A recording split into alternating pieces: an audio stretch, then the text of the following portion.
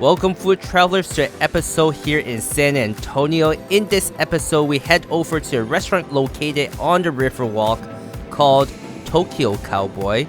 It's a very busy restaurant, and we made reservations for a indoor seats sitting inside, and they are open daily, weekdays from 11:30 a.m. to 2 p.m. for lunch, then 4 p.m. to 10 p.m. for dinner. Saturdays, Sundays, they open at 11:30 a.m. and on Sundays they close at 10 p.m. while on Saturdays they close at on Saturdays they close at 11 p.m. They do offer a happy hour from 4 p.m. to 6 p.m. on Tuesdays to Fridays, and they don't have any happy hours on Saturday, Sunday, or Monday.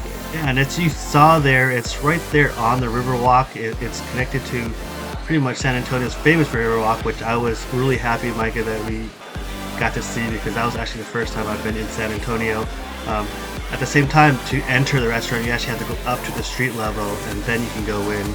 But they do have those outdoor seating area in which you can actually look down and see all the people down below walking through the Riverwalk, which I thought was really cool because, like as we discussed, Micah, as we were walking through the Riverwalk itself, it really reminded me of like a version of the Strip in Las Vegas, where you have tons of people walking through, and there's all these shops and restaurants and hotels and everything else kind of all to each side of you that you're walking through. Really exciting to see, lively, a lot of places to go grab drinks and everything, but yeah, really excited that we were able to come visit here in San Antonio.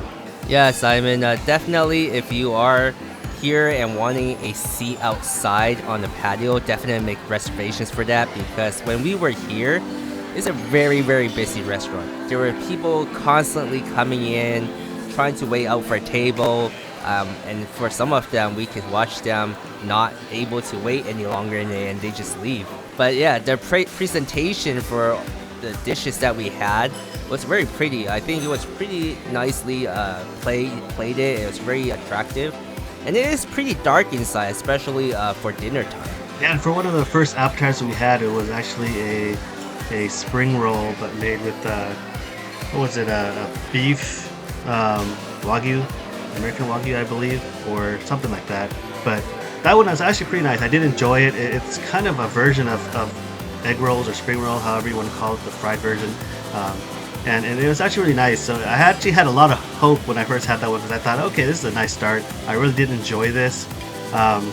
But we ordered quite a bit of food to kind of test everything out, and the restaurant is a fusion restaurant, so they were mixing some American, some Japanese, and some other items, so it was really interesting to see what kind of food that they had to offer.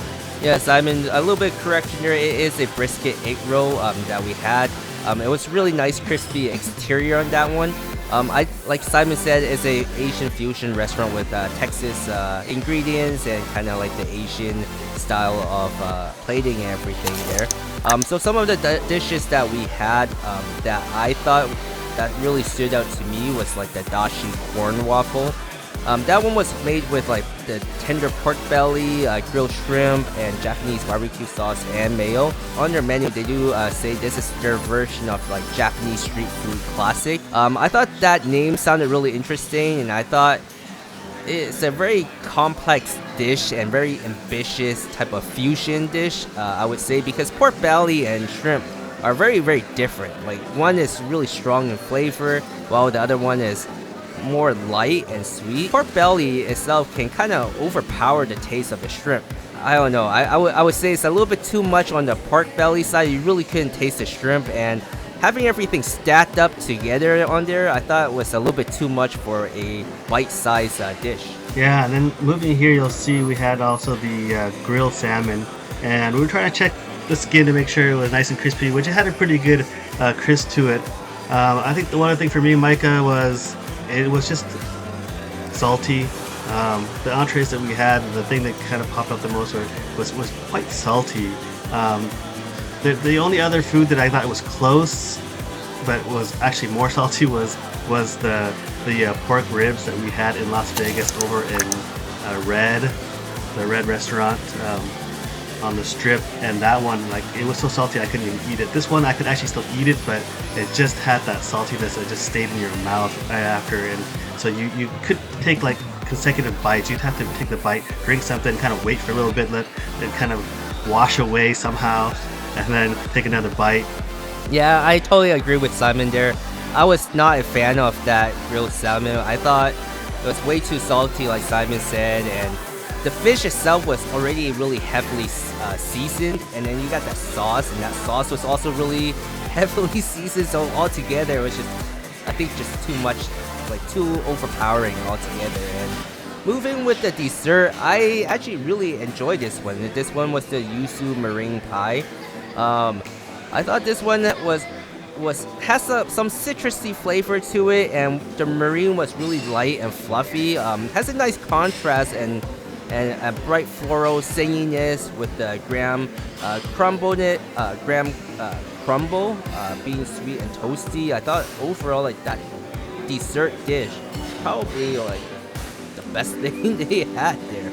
Agreed. This was my favorite of the day.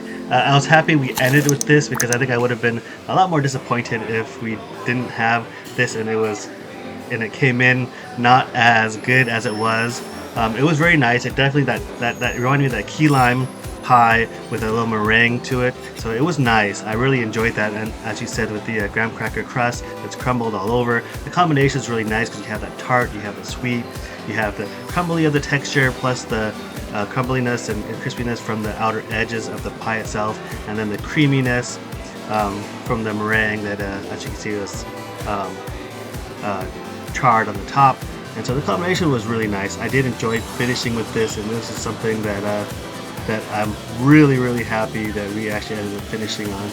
Yeah, because with that dessert, it's not just the taste of it, it's the texture too, right?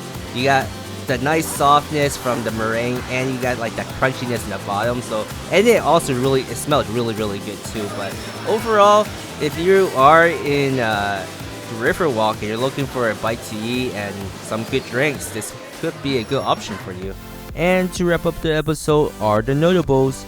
Unfortunately for this one, there are none. If you've enjoyed the content you've seen, don't forget to support the channel and hit like and subscribe. And if you want to see additional pictures of food and our travels, go over to our Instagram page and follow us there. And thanks for watching.